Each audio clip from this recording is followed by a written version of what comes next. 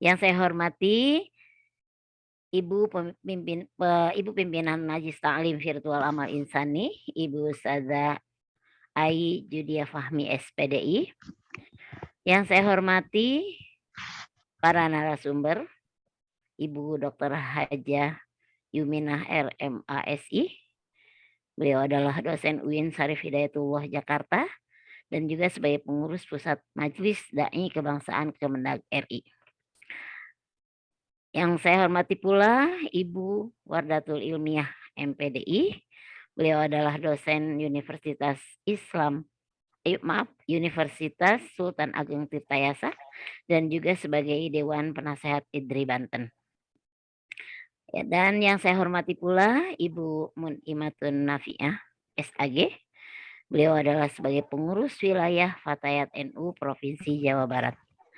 Baik, perkenalkan saya Surti Zahra akan memandu jalannya acara webinar nasional dan launching Majelis Ta'lim Virtual pada hari ini Rabu 19 Juli 2023. Baik, yang saya banggakan juga semua peserta atau hadirin ya yang mengikuti acara webinar nasional dan launching Majelis Ta'lim Virtual ini. Baik, untuk membuka acara ini, mari kita sama-sama membacakan ayat Al-Basmalah. Bismillahirrahmanirrahim. Selanjutnya adalah sambutan dari pimpinan Majelis Ta'lim Virtual Amal Insani yang akan disampaikan oleh Ibu Ustazah Ai Judia Fahmi SPDI. Disilahkan. Sekaligus memimpin doa. Ya. Assalamualaikum warahmatullahi wabarakatuh. Waalaikumsalam warahmatullahi wabarakatuh. Alhamdulillahirabbil alamin. Wassalatu wassalamu ala asyrafil mursalin Sayyidina Muhammadin wa ala alihi wa ashabihi ajma'in, amma ba'd. Mari bersama-sama bersyukur kepada Allah Subhanahu wa taala dengan mengucap alhamdulillahirabbil alamin dan bersolawat kepada baginda Nabi besar Nabi Muhammad sallallahu alaihi wasallam dengan mengucap Allahumma sholli wa sallim ala sayyidina Muhammad. Yang saya hormati dan saya muliakan para narasumber seminar nasional dan launching Majelis Ta'lim Virtual Amal Insani, Ibu Dr. Hajah Yuminah MASI, dosen UIN Syarif Hidayatullah Jakarta dan sekaligus pengurus Pusat Majelis Ta'lim Dai Kebangsaan Kementerian Agama Republik Indonesia yang alhamdulillah pada saat ini beliau berada di Madinah ya. Yang saya hormati Ibu Ustazah Wardatul Ilmiah MPD selaku dosen Universitas Sultan Agung Tirtayasa Banten, pengurus IDRI Banten dan sekaligus pengasuh Majelis Ta'lim Virtual Amal Insani. Yang saya hormati Ibu Ustazah Munimatun Nafiah SAG selaku pengurus wilayah Fatayat NU Provinsi Jawa Barat. Yang saya hormati Ibu Moderator Seminar Nasional, Ibu Surti Zahra RM, dan para peserta seminar nasional dan launching Majelis Ta'lim Virtual yang berbahagia. Alhamdulillah, marilah kita selalu panjatkan puji syukur kehadirat Allah Subhanahu wa taala atas segala nikmat dan karunia-Nya sehingga kita masih diberikan kesehatan dan kesempatan untuk menjalankan kegiatan sehari-hari. Salawat serta salam semoga selalu tercurah kepada baginda Nabi Muhammad sallallahu alaihi wasallam, kepada keluarganya, para sahabatnya, dan kita semua yang selalu mengharapnya syafaat kelak di yaumil qiyamah.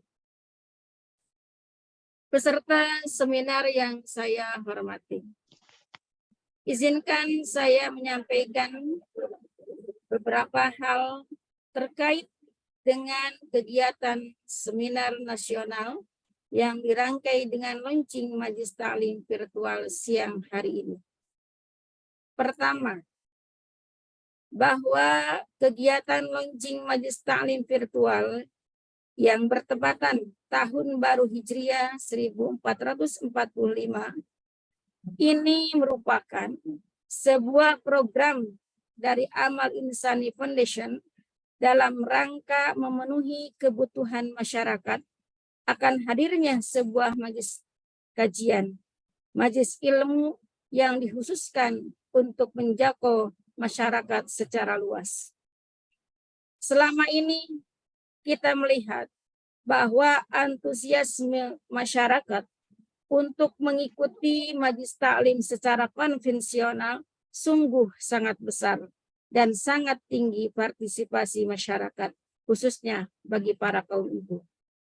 Oleh karena itu, dalam rangka memberikan wadah yang lebih luas dan lebih menjangkau keseluruhan lapisan masyarakat, Amal Insani Foundation memiliki gagasan untuk menghadirkan majelis taklim virtual ini.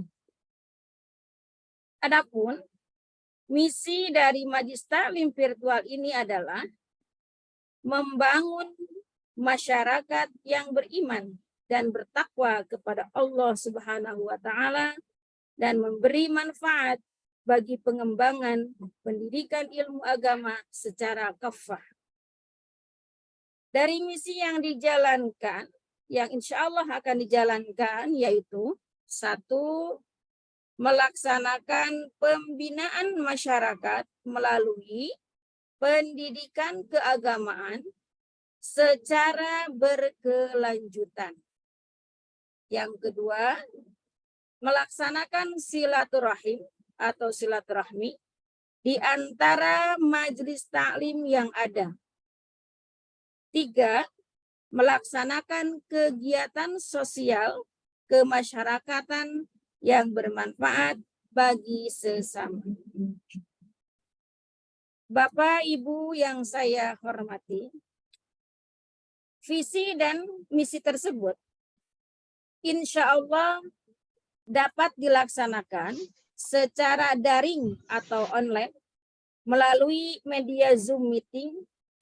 Di samping secara daring atau online, Majelis Taklim Virtual Amal Insani juga mengalokasikan program yang bersifat offline, yaitu pengajian akbar atau melakukan wisata religi secara berkala. Bapak, Ibu peserta seminar yang saya hormati, Majelis Taklim Virtual Amal Insani insya Allah akan mengundang para ustaz dan ustazah sebagai narasumber yang memiliki kepakaran dan kompetensi sesuai dengan bidangnya. Para narasumber yang berasal dari para ulama, para kiai, akademisi, ataupun ustazah yang insya Allah akan kami jadwalkan untuk mengisi kegiatan Majelis Taklim Virtual ini secara bergiliran. Dan kami membuka diri kepada para bapak, para ibu yang berminat untuk bergabung menjadi bagian dari Majelis Taklim Virtual ini sebagai pembicara ataupun sebagai peserta tetap maksudnya, dalam menjalankan aktivitas Majelis Taklim Virtual ini. Bapak Ibu hadirin peserta seminar yang saya hormati. Hadirnya Majelis Taklim Virtual Amal Insani ini merupakan sebuah ikhtiar kami untuk membantu masyarakat dalam mewujudkan tujuan rumah tangga yang diinginkan, yaitu menjadi keluarga sakinah, mawaddah, warahmah yang selalu dalam lindungan dan mendapatkan keberkahan dari Allah Subhanahu wa taala. Kita ketahui saat ini bahwa era digital dan internet sudah banyak memberikan pengaruh bagi kehidupan keluarga, baik itu pengaruh positif ataupun pengaruh negatif. Dan secara moral, Amal Insani Foundation sebagai sebuah lembaga sosial keagamaan memiliki tanggung jawab untuk membantu masyarakat dalam mengantisipasi pengaruh negatif dan dari perkembangan dunia digital melalui wadah Majelis Taklim virtual ini. Bapak Ibu yang dirahmati Allah Subhanahu wa taala. Melalui launching Majelis Taklim virtual ini, kami berharap semoga dapat menjadikan keluarga kecil kita menjadi keluarga yang sakinah, mawaddah, warahmah. Di samping itu, Majelis Taklim ini menjadi tempat menimba ilmu maksudnya ilmu agama secara virtual yang bermanfaat bagi peningkatan keimanan dan ketakwaan kepada Allah Subhanahu wa taala. Untuk mendapatkan pencerahan tentang apa dan bagaimana keluarga sakinah mawaddah warahmah tersebut, alhamdulillah kami dapat merangkai kegiatan ini dengan kegiatan seminar nasional yang mengambil tema peran Majelis Taklim dalam membentuk keluarga sakinah, mawaddah, dan warahmah di era digital. Dan atas nama pengurus Majelis Taklim virtual, kami mengucapkan terima kasih kepada Ibu Dr. Hajah Yuminah R. MASI, kemudian Ibu Muminatun Nafiah SAG, dan Ibu Wardatul Ilmiah MPD, juga kepada Ibu Surti Zahra RM, yang telah bersedia untuk mengisi kegiatan seminar nasional siang hari ini. Kami berharap kegiatan ini menjadi awal yang baik untuk perjalanan Majelis Taklim virtual Amal Insani ke depannya nanti. Demikian pengantar dari saya. Marilah kita bersama-sama membaca surah Al-Fatihah sebagai tanda diluncurkannya Majelis Taklim virtual Amal Insani. Al-Fatihah. A'udzubillahi minasyaitonirrajim. Bismillahirrahmanirrahim. Alhamdulillahirabbil alamin. Arrahmanirrahim. Maliki yaumiddin. Iyyaka na'budu wa iyyaka nasta'in. Ihdinas siratal mustaqim. Siratal ladzina an'amta 'alaihim ghairil maghdubi 'alaihim waladdallin. Rabbighfirli amin. Terima kasih yang sebesar-besarnya. Wassalamualaikum warahmatullahi wabarakatuh. Waalaikumsalam warahmatullahi wabarakatuh. Terima kasih Ibu Ustadzah Ai Judia Fahmi SPDI. Baik, untuk acara selanjutnya yaitu kita memasuki ke acara inti dengan topik peran Majelis Taklim dalam membentuk keluarga sakinah, mawadah warohmah dalam perspektif psikologi keluarga yang insya Allah akan disampaikan oleh Ibu Ustadzah Dr. Haji Yuminah RMASI. Beliau adalah sebagai dosen UIN Syarif Hidayatullah Jakarta dan juga pengurus Pusat Majelis Dai Kebangsaan Kemenag RI. Disilahkan. Baik. Assalamualaikum warahmatullahi wabarakatuh. Waalaikumsalam warahmatullahi wabarakatuh. Suaranya parah. Ya. Tadi saya udah kirim PPT apa udah di ini kan ya? Hanya ke Pak Rozi. Ya, bismillahirrahmanirrahim. Alhamdulillahilladzi anzala as-sakinata fi qulubil mu'minin liyazdadu imanan ma'a imanihim. Walillahi junudus samawati wal ardi wa kana Rabbi shrah li sadri wa yassir li amri wa hlul 'uqdatam min lisani yafqahu.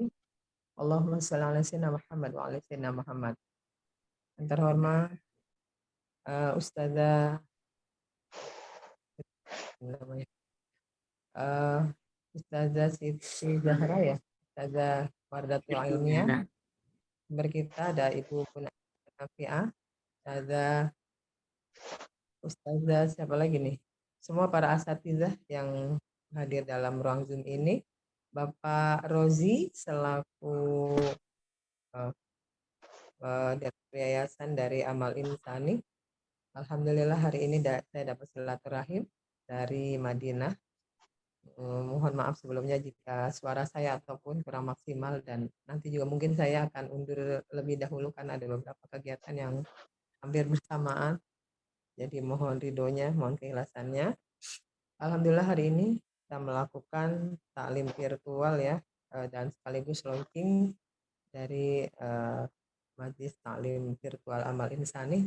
Mudah-mudahan di tahun baru ini, di launching yang pertama ini, Allah berikan Majelis Taklim Virtual Amal Insani ini menjadi majelis taklim yang semakin berkembang, maju, dan bermanfaat dalam pembinaan umat, bangsa, dan negara, dan Amin. pemberdayaan khususnya majelis Amin. taklim. Amin. Sesuai dengan judul, terima kasih moderator sebelumnya ya. Masya Allah semua sehat ya. Alhamdulillah Indonesia sehat. di sana yang di sini masih pagi saya. Iya, masih pagi ya Bu ya. Iya. Ya, alhamdulillah hari ini saya sesuai tema yang diberikan, saya akan menyampaikan peran majelis taklim dalam pembentukan mawaddah rahmah, sakinah mawaddah rahmah dalam perspektif psikologi. Ini mungkin PPT saya hanya sekedar pengantar saja karena nanti saya ininya langsung by lisan aja ya. Ya, kalau ibu-ibu tahu majelis taklim tentunya ya, majelis taklim, majelis itu majelisun tempat ya. Taklim pengetahuan. Tentunya majelis taklim merupakan tempat untuk mencari ilmu, dan hampir di seluruh Indonesia ini jumlahnya 54.000. Ini merupakan angka yang sangat banyak ya. Dan alhamdulillah ini hanya di Indonesia mungkin ya 54.375 majelis taklim yang tersebar di seluruh Indonesia, dan ini hanya di Indonesia saya pikir, karena di negara-negara lain tidak ada hal seperti ini. Nah,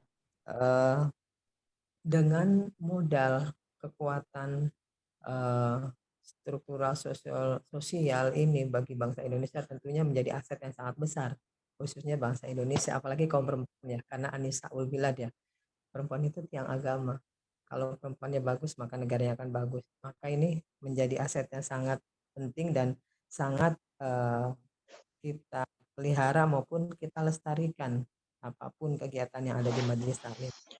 Majelis taklim selain jumlahnya sudah cukup banyak, 54.000 lebih, dan majelis taklim juga mempunyai dasar hukum yang jelas ya, bukan hanya sekedar kumpul-kumpul ibu-ibu, bukan seperti itu, tapi dasar hukum tentang majelis taklim juga telah diatur dalam Undang-Undang Nomor 20 Tahun 2020 tentang Sistem Pendidikan Nasional, dan ini pun juga telah diatur peraturan pemerintah PP Nomor 55 Tahun 2007 tentang pendidikan agama dan pendidikan keagamaan, peraturan Menteri Agama PMA Nomor 13 Tahun 2014 tentang pendidikan keagamaan Islam, dan Nomor 29 Tahun 2009 yang khusus tentunya mengatur tentang majelis taklim.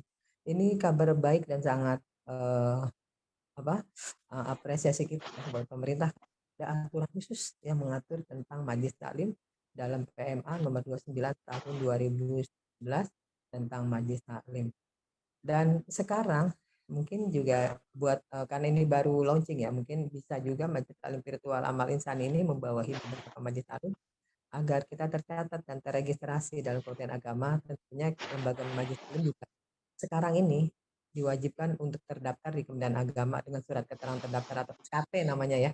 Karena modal 54.000 itu jika kita tidak beradministrasi baik tentunya juga nanti akan ada penyalahgunaan atau apapun itu. Tentunya jika diregistrasi di kementerian tentunya itu akan lebih mudah kita melakukan pembinaan atau pemberdayaan terhadapnya. Mungkin ya. Nah, tujuannya mematikan tadi majelis taklim itu mempunyai payung hukum dan bisa memberikan pendidikan keagamaan di masyarakat dengan benar.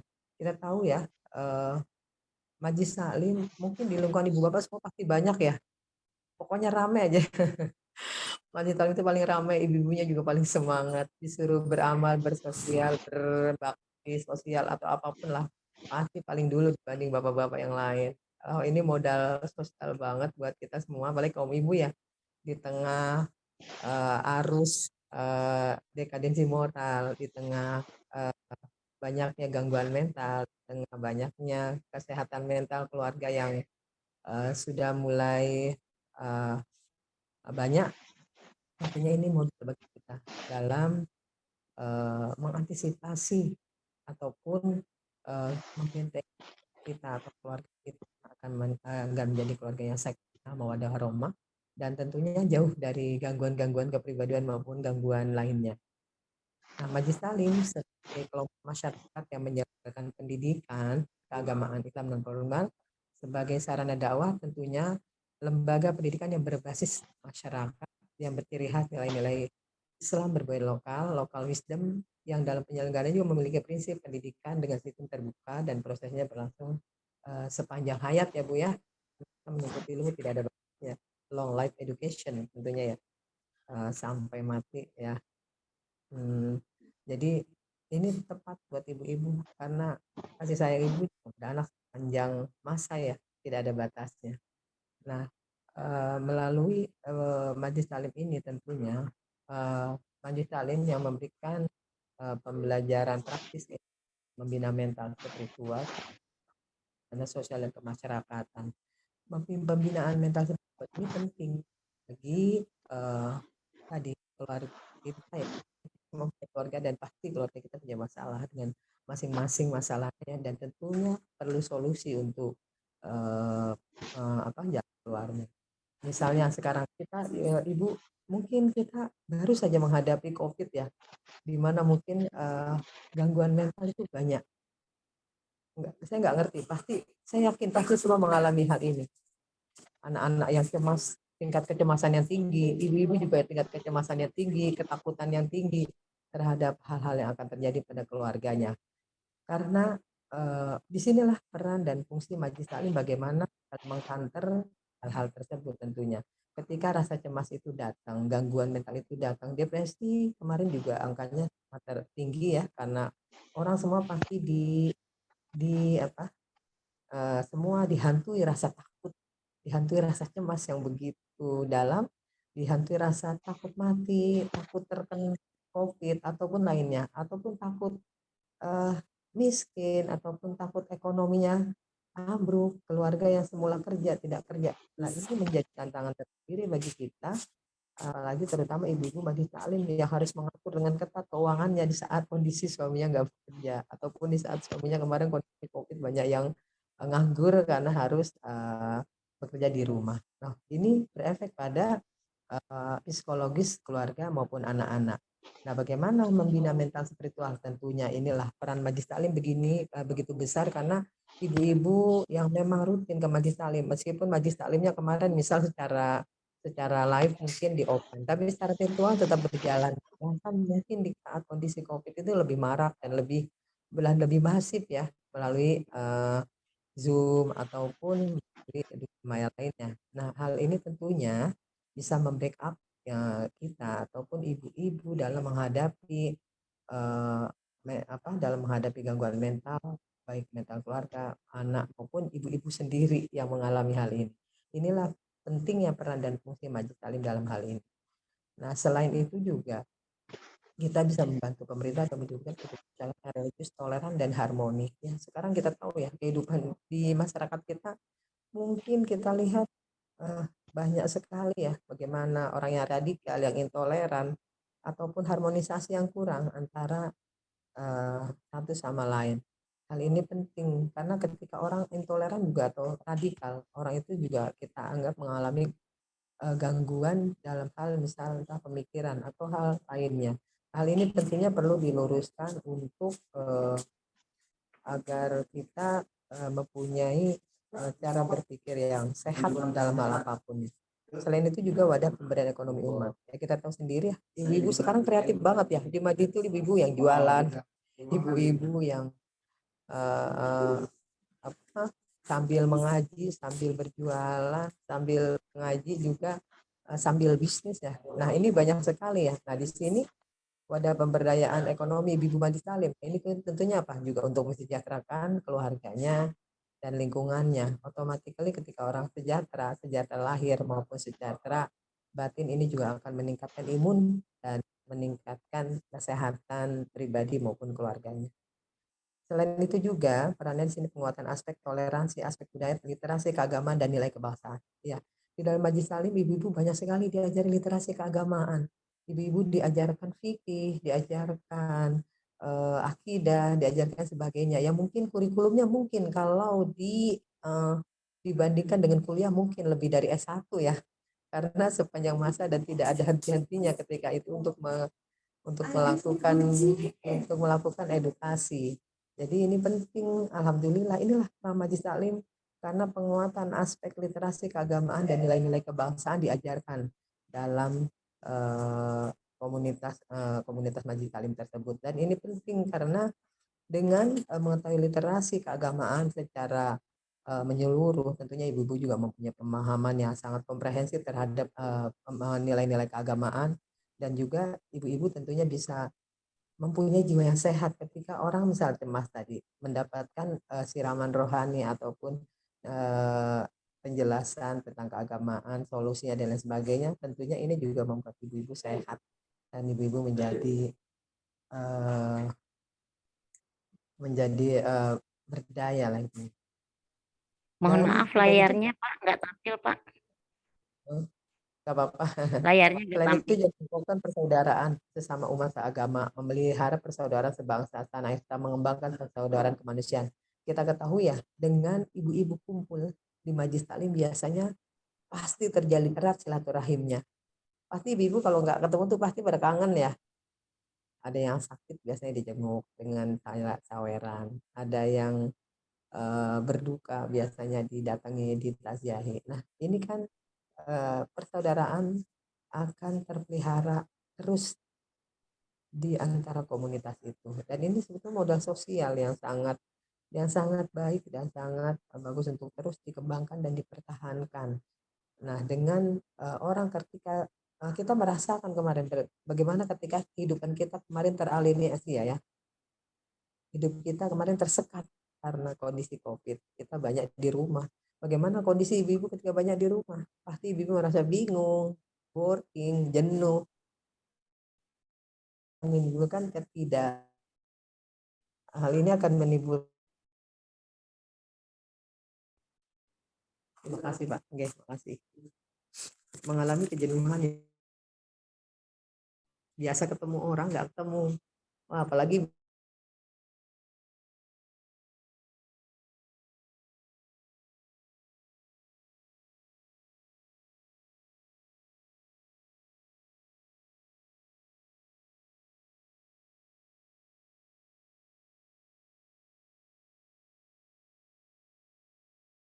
Sepertinya jaringannya dari Madinah kayaknya kurang baik ini. Iya. Halo? Iya, sepertinya jaringannya putus dari Madinah.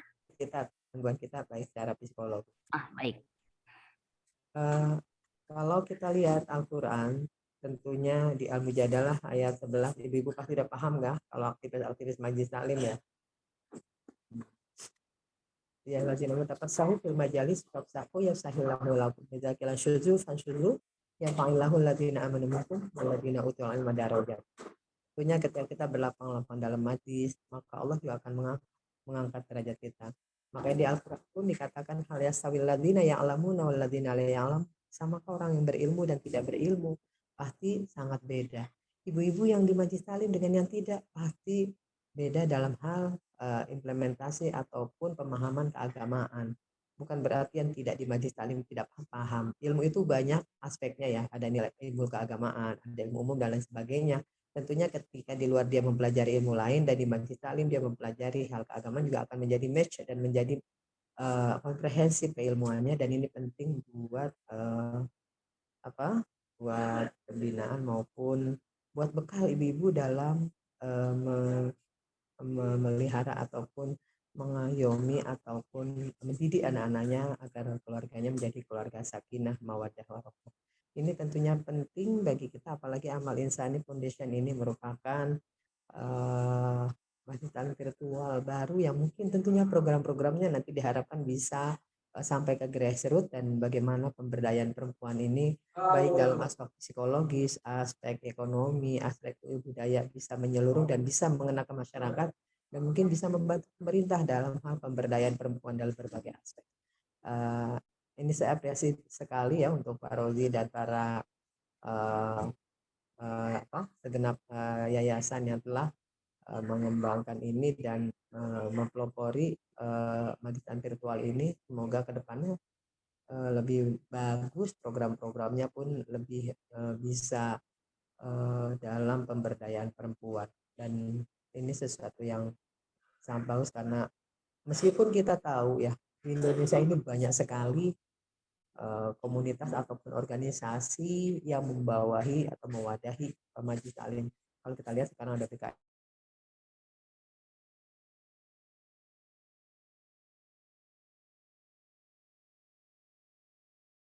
Ini tentunya penting untuk terus majelis taklim dalam umumnya juga dalam agar membentuk keluarga sakinah mawaddah. Itu tadi karena Anissa kokoh, maka negara pun akan kokoh. Di tangan kita lah semua.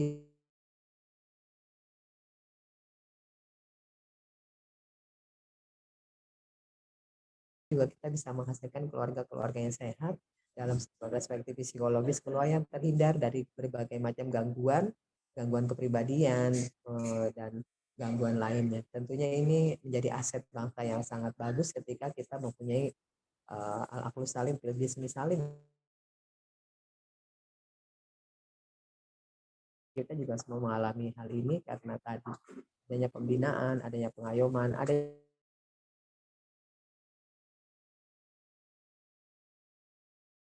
jadi mungkin itu ada hal-hal yang saya sampaikan, output dan harapan ini tadi, peningkatan pemahaman keagamaan berupa praktek keagamaan yang semakin meningkat. Ya, kita ingin ya dengan adanya wadah ini stagnan ya, tetapi step by step terus ada peningkatan dan terus pengaplikasian di lapangannya juga lebih bagus lagi ya, karena yaitu kalau kita dalam belajar itu ada input, ada proses, ada output. Kita tidak ingin ada inputnya saja, tadi outputnya tidak ada. Yang kita harapkan ketiga aspek ini ada input, ada output, ada proses. Bagaimana inputnya nanti diberikan amal insani foundation, output prosesnya bagaimana, nah, adanya kurikulum dalam pengajian, adanya kegiatan-kegiatan pemberdayaan perempuan yang berbasis majelis taklim, dan adanya output atau harapan tentunya tadi dalam berbagai aspek ini bisa menyentuh grassroots untuk bisa untuk bisa menjadi keluarga-keluarga tadi yang sakinah mawaddah warahmah. Dan peningkatan ini juga terlihat dari kemauan jamaah untuk senantiasa mematuhi aturan dalam ajaran agama Islam. Kita tentunya juga ketika kita memahami, kita memiliki pengetahuan tentunya akan beda, dan kita juga mungkin dalam segi perilaku, akhlak, dalam segi ibadah, mungkin step by step ketika kita belajar pasti akan beda dengan orang yang tidak belajar. Itu tadi ketika dalam Al-Quran katakan hal yastawil ladina yang lamu wal ladina la ya'lamun. Pasti beda ketika orang yang berilmu dengan orang tidak berilmu. Tentunya baik dalam tata cara merawat anak ataupun masak atau memperlakukan hak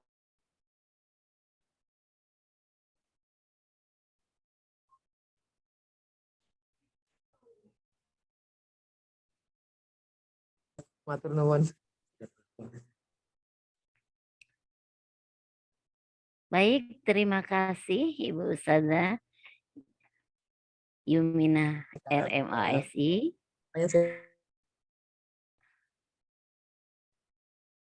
Baik, sepertinya jaringannya kurang bagus dari Madinah ini. Suaranya nggak ada ya? Ya, ada tapi terputus-putus. Terputus-putus, Ibu. Sekarang? Ya, sekarang sudah oke. Ada? Iya. Ya, ada. Mungkin itu tadi sudah paling terakhir outputnya, harapannya agar tumbuhnya perilaku positif dan dimotivasi oleh ajaran agamanya dalam kehidupan sosial. Yang dimensi ini tentunya menyangkut hubungan sama manusia dan bisa menolong.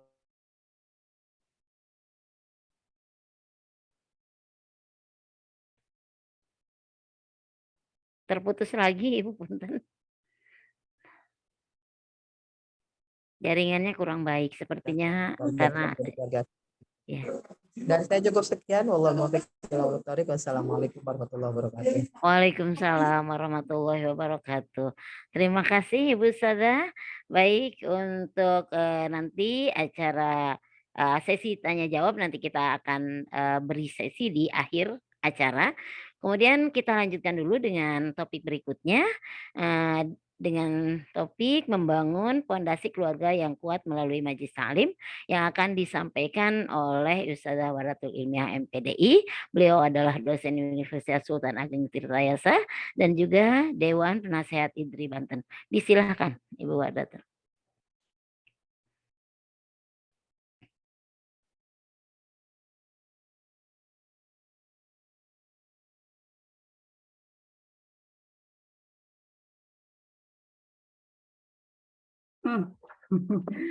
Baik, terima kasih. Bismillahirrahmanirrahim. Assalamualaikum warahmatullahi wabarakatuh. Waalaikumsalam warahmatullahi wabarakatuh. PPT saya terlihat?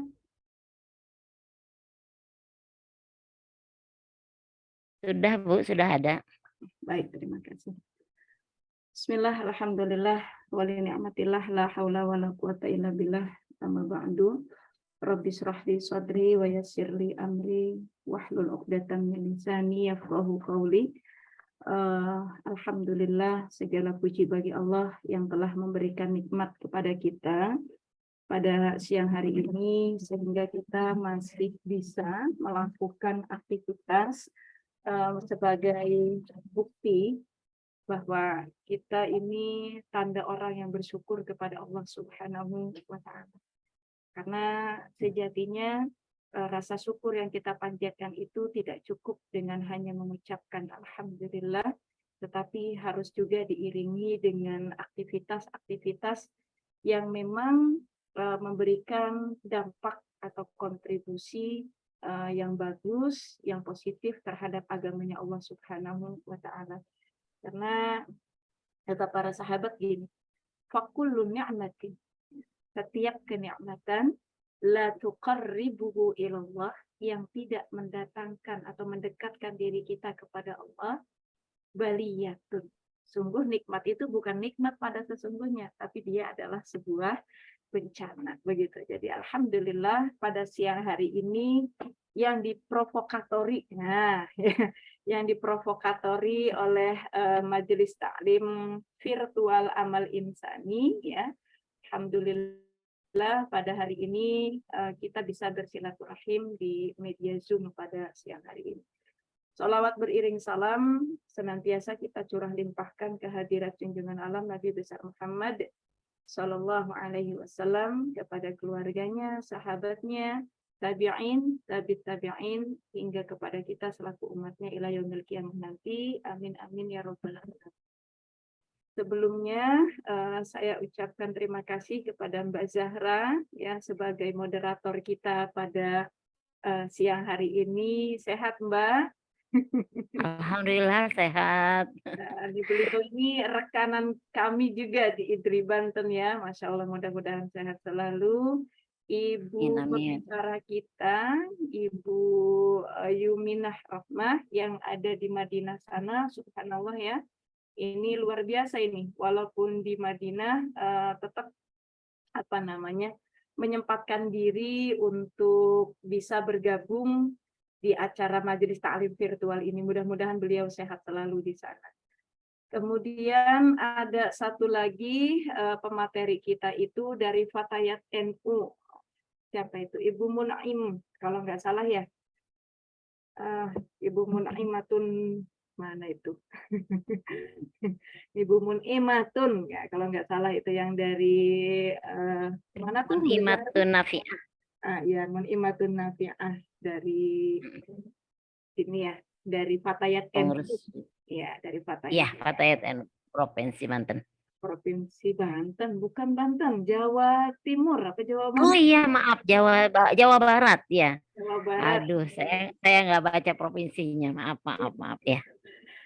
Kemudian juga founder dari Amal Insani, Kang Rozi El Eroy. Mana ini yang punya kawasan ini? Sama Bunda Ai ya, Masya Allah ini suami istri yang produktif, ini luar biasa. Sebelum Saling mendukung sepertinya. Nah, sebelum saya menyambut materi pada siang hari ini, yang temanya itu adalah apa namanya keluarga ya, membangun fondasi keluarga yang kuat melalui majelis taklim. Sebelumnya saya secara pribadi mengucapkan selamat ulang tahun pernikahan buat Kang Rozi dan Teh Ai ya. Masya Allah, Subhanallah. 22 tahun Alhamdulillah. dan sudah Alhamdulillah 22 tahun. Mudah-mudahan menjadi keluarga yang sakinah mawaddah warahmah. Amin, amin. Kemudian para jamaah virtual yang siang hari ini alhamdulillah bisa bergabung. Mudah-mudahan kita termasuk orang-orang yang diinginkan oleh Allah mendatangkan kebaikan kepada diri kita sehingga kita diringankan hati kita, waktu kita untuk hadir di majelis virtual pada siang hari. Ibu-ibu, ada bapak-bapaknya juga sepertinya, bapak ibu yang saya cintai karena Allah. Insya Allah siang hari ini saya akan berbicara begitu mengenai membangun fondasi keluarga yang kuat melalui majelis taklim. Berbicara tentang keluarga, selain saya berpindah, Mbak Zahra, saya khawatir nggak kontrol di sini. Iya, sudah ada. Jalan dewek ini. Udah, ini Bukan jalan dewek. iya. Baik, berbicara tentang keluarga, maka Allah memberikan role model, memberikan contoh kepada kita di dalam Al-Quran. Tentu kita paham kisah-kisah ya, banyak kisah-kisah yang bisa kita dapati dalam Al-Quran yang tujuannya tidak lain dan tidak bukan adalah untuk menjadi tolak ukur barometer sekaligus contoh bagaimana kita menjalankan rumah tangga dalam kehidupan kita sehari-hari. Tentu rumah tangga itu adalah sebuah, kalau saya bilang universitas kehidupan yang sesungguhnya itu ya di dalam rumah tangga begitu ya, menguji kesabaran dan lain sebagainya. Allah di dalam Al-Quran memberikan 4 contoh, 4 model keluarga di dalam Al-Quran. Yang pertama, suami istri dua-duanya beriman kepada Allah Subhanahu. Ya, apa mereka diabadikan dalam Al-Quran, yaitu kisah Nabiullah Ibrahim alaihi salam dan istri. Nah, di sini kemudian ketika suami istri dua-duanya memiliki frekuensi yang sama, keimanan yang sama, maka lahirlah putra yang begitu soleh, yang kemudian diabadikan ritual kurbannya gitu kan, karena tragedinya begitu kan, Nabi Ismail alaihi salam. Allah abadikan dalam Quran surat As-Saffat ya, ayat 102. Ketika nyampe usianya, kemudian anak yang ditunggu-tunggu, anak yang dinanti-nanti, tiba-tiba disuruh disembelih sama Allah. Ini kan luar biasa ini. Tapi apakah anaknya menolak? Coba kalau misalkan Mbak Zahra, anak zaman sekarang, tiba-tiba ayahnya ngomong, "Nah, ayah mimpi disuruh nyembelih kamu. Bagaimana menurut pendapatmu? Tak laporin polisi, ayah." Kabur. Kira-kira kan begitu. Tak laporin polisi, ayah melanggar hak asasi manusia. Kira-kira kalau Iya. anak zaman sekarang kan begitu jawabnya. Gitu. Tapi Masya Allah, luar biasa. Nabi Ismail itu dididik dari seorang nabi, bapaknya nabi, ibunya solehah. Kan begitu. Bapak dan ibu satu frekuensi sehingga melahirkanlah anak yang betul-betul keimanannya kepada Allah Subhanahu wa Ta'ala. Jadi ini model yang pertama. penting untuk kita pelajari. Selain sebenarnya ada baginda Rasul dan lain sebagainya. Sengaja saya angkat Nabiullah Ibrahim alaihissalam karena bagaimanapun juga beliau ini memiliki putra yang soleh luar biasa yang bisa menjadikan kita teladan. Kemudian keluarga yang kedua yang dijadikan role model oleh Allah di dalam Al-Quran adalah suaminya soleh. Nah, ini bapak-bapak nih, penting nih. Mana suaranya bapak-bapak ini nggak ada gambarnya ini, jadi saya lagi ngomongnya sama Mbak Zahra doang ini seolah-olah ini ya. Masya Allah. Ada Ibu Siti Maryam ada itu. Iya, oh iya. Maryam sehat. Ya. Suaminya soleh, tapi istrinya kagak. Nah, baru nanti kita masuk. Kenapa majelis taklim itu banyaknya emak-emak gitu kan? Banyaknya emak-emak gitu.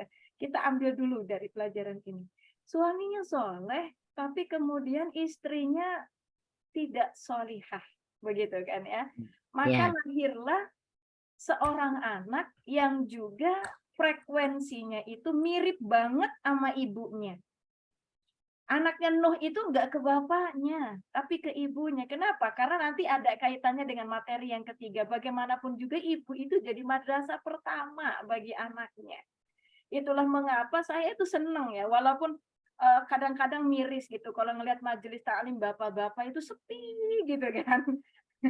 Padahal yang namanya pendidikan anak itu kan bagaimana dicontohkan di model yang pertama Nabi Ibrahim dengan istrinya kan begitu ya. Kalau ibu itu jadi guru, bapak itu kepala sekolahnya. Nah, guru itu gimana kepala sekolah? Kalau gurunya nakal gitu kan, maka bisa jadi kepala sekolah memberikan sanksi kan begitu. Harusnya berjalan seperti itu. Maka Nabi Nuh ini menjadi contoh pelajaran bagaimana seorang istri itu harus betul-betul solihah. Laki-laki harus betul-betul mencari istri yang bisa menjadikan anak-anaknya soleh. Nabi Nuh ini kemudian kan diabadikan kisahnya dalam Quran surat Hud ayat 43. Jadi yang saya tulis ayatnya di sini adalah ayat kepada anak-anaknya, begitu kan? Bagaimana perkawinan antara orang yang soleh dengan seorang perempuan yang tidak solihah akan melahirkan generasi yang cacat secara akidah, gitu kan? Itulah mengapa di kita juga dilarang menikah beda agama, kan begitu. Ini udah urusannya beda, nanti panjang kali lebar sampai Isa nanti kita Bu Zahra ya. Masya Allah. Betul. Jadi ketika Nuh memanggil putranya, tetapi apa? Putranya menjawab, Sa'awi ila jabali ya'simuni minal ma'. Kagak ayah. Saya kagak mau ikut sama ayah. Lebih baik saya naik ke atas bukit. Insya Allah, dia berpikir bahwa bukit itu akan menyelamatkannya. Walaupun ayahnya mengatakan tidak ada pertolongan pada hari ini kecuali rahmatnya Allah, tetap saja Kan'an tidak mau ikut sama ayah. Model yang kedua ini juga tentu banyak kita saksikan di masyarakat. Ketika seorang ayahnya baik, gitu kan, ayahnya baik, tapi anaknya ternyata kurang baik, ini bisa jadi ada letak kesalahan dalam proses edukasinya di rumah. Kira-kira seperti itu.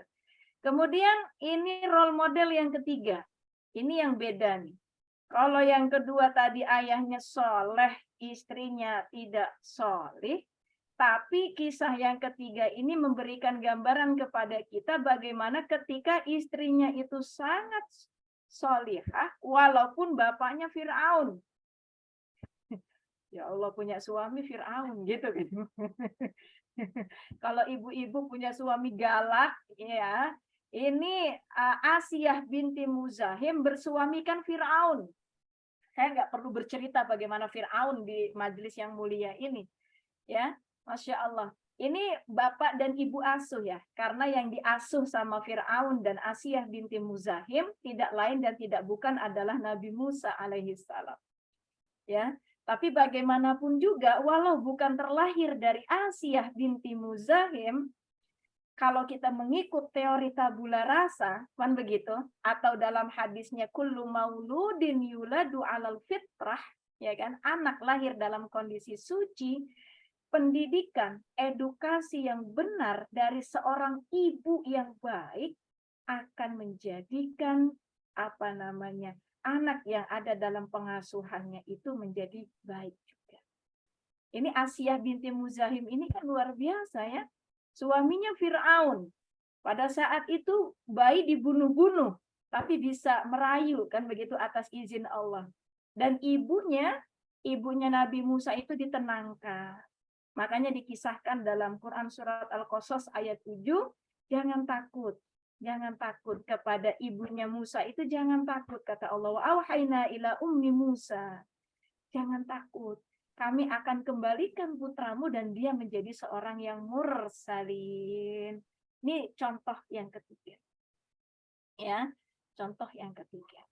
Kemudian yang terakhir, ini kebalikan dari yang pertama. Kalau yang pertama dua-duanya soleh, kalau yang kedua ini dua-duanya bersepakat dalam ketidaksolihan. Ini familiar banget ini kisahnya Abu Lahab sama bininya ya, sama istrinya, luar biasa ini. Sama-sama membenci kepada baginda Rasulullah Shallallahu Alaihi Wasallam. Makanya diabadikan dalam Al-Quran.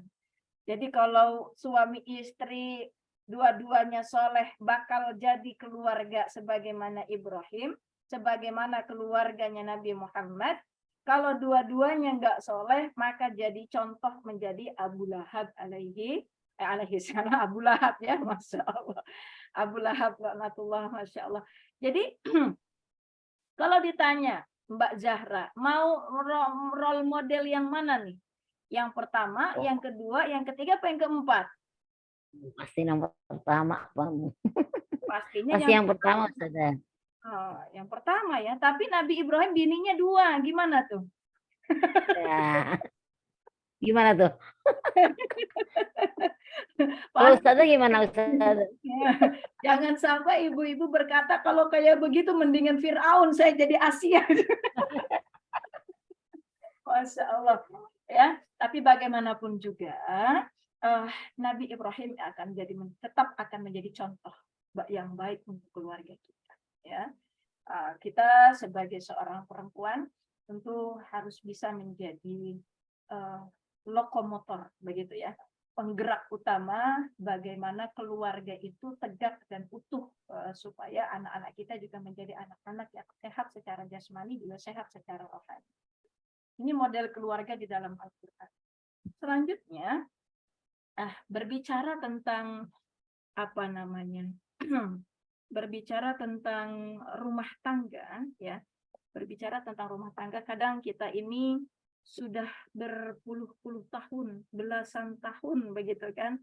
Kayak Teh Ai sama Kang Rozi sudah 22 tahun, saya baru 15 tahun berumah tangga, begitu kan? Ini kadang kita nggak paham, sebenarnya ada fondasi dalam berumah tangga yang harus menjadi bingkai. Bagaimana rumah tangga itu harus ditegakkan supaya keluarga kita itu menjadi keluarga yang sakinah, mawaddah, warahmah. Ada 3 pesan Allah dalam Al-Quran yang perlu kita kaji, yang perlu kita jadikan sebagai pedoman dalam berumah tangga. Yang pertama, Allah itu ngomong dalam surat Al-Baqarah ayat 237. A'udzu billahi minasyaitonir rajim. Wa in talaqtumuhunna min qabli. Masya Allah, ada telepon dari Madinah ini. Sebentar.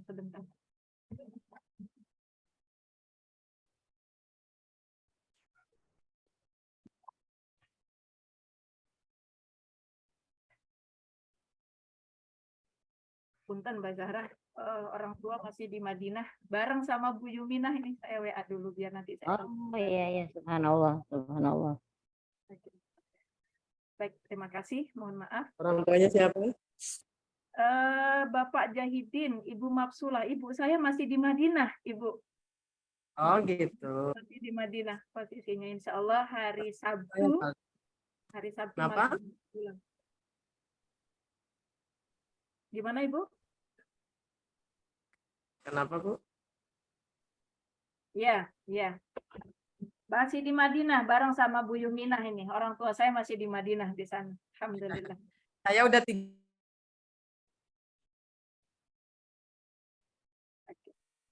Terputus sepertinya di sana Mbak Zahra. Ya, sepertinya jaringannya kurang baik. Jadi terputus-putus suaranya Ibu Ustazah. Punten. Saya lanjutkan Ibu, mohon izin Bu Yumina, terima kasih ya.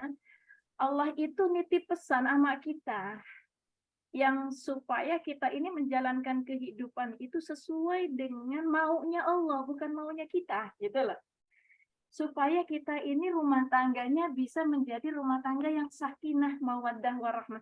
Sebenarnya saya teh malu kalau ngisi pengajian tentang rumah tangga. Kenapa? Baru seumur jagung rumah tangga saya.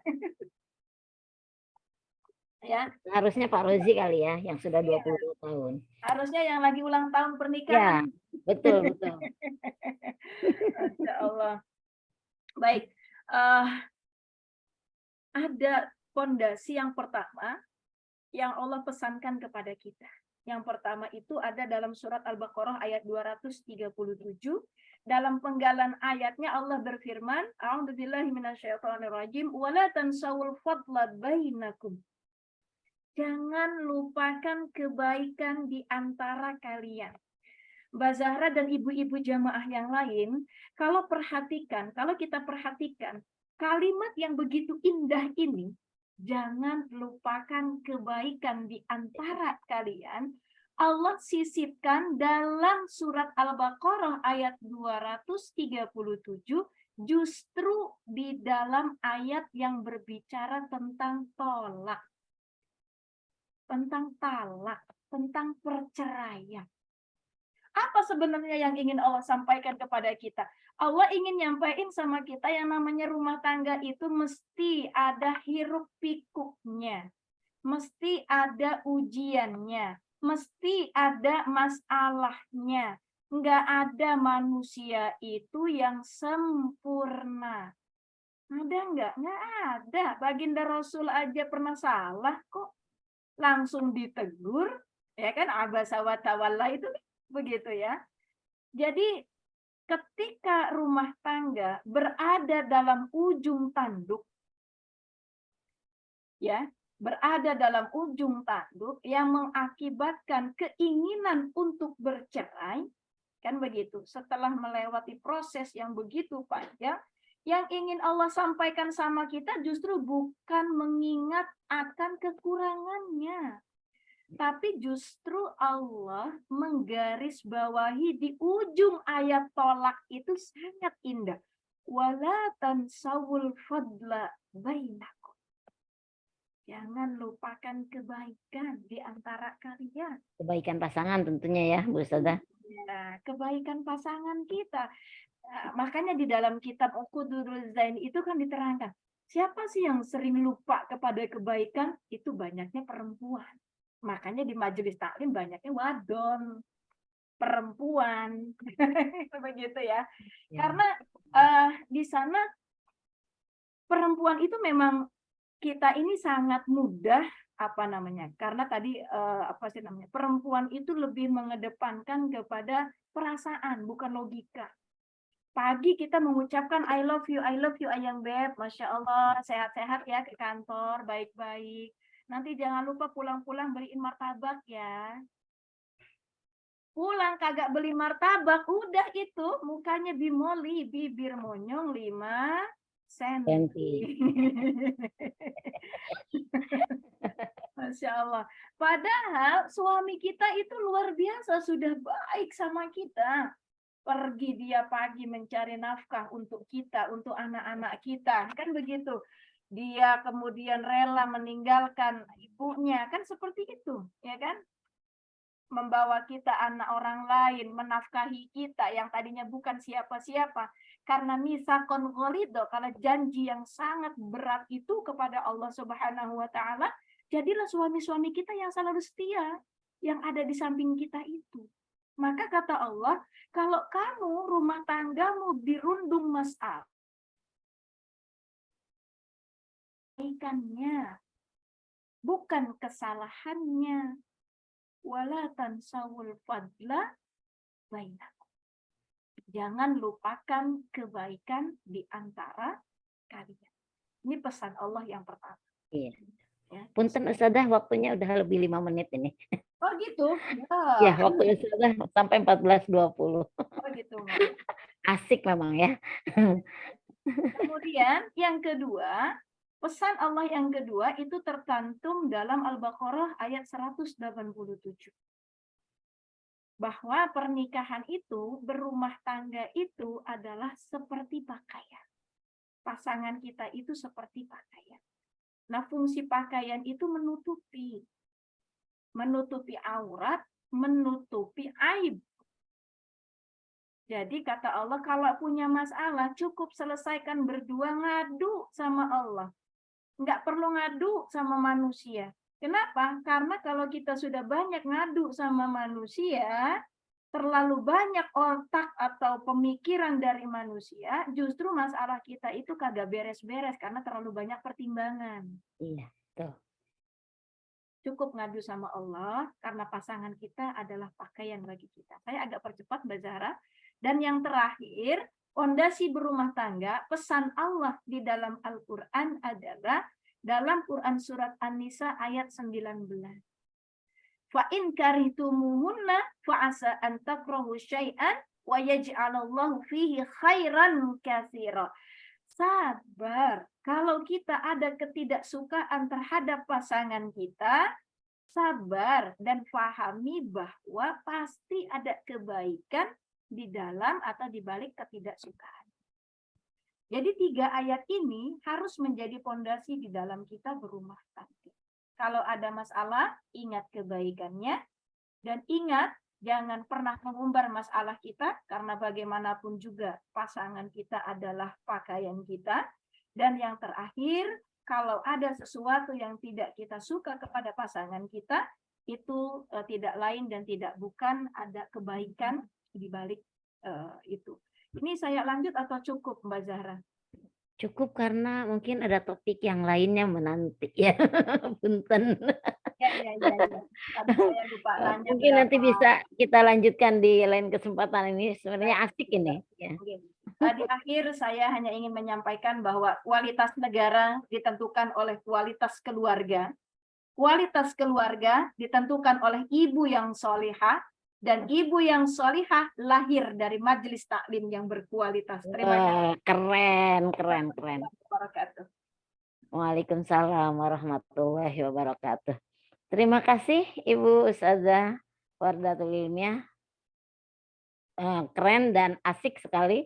Sampai saya pun pas ngelihat waktu, ternyata sudah lebih waktunya. Baik, kita lanjutkan ke topik berikutnya, yaitu peran ibu sebagai Madrasatul Ula di era digital yang akan disampaikan oleh Ustazah Munimatun Nafiah SAG. Beliau adalah pengurus wilayah Fatayat NU Provinsi Jawa Barat. Disilahkan. Ya, terima kasih Mbak Moderator, Mbak Surti Zahra MM. Betul? Betul.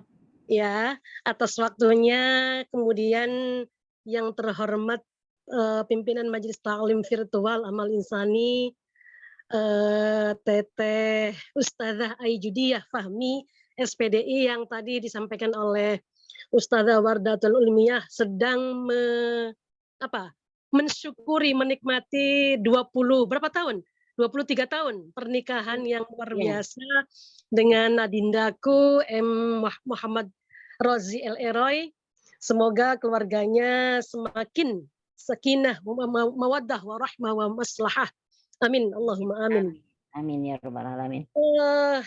Kemudian yang saya hormati Teteh sahabat saya juga ini, Dr. Hajah Yumina Rahmatullah MASI yang sekarang masih di Madinah. Semoga selalu sehat terus dan kembali ke Indonesia dengan kondisi yang semakin sehat gitu ya. Dan memang sedang petugas haji Indonesia.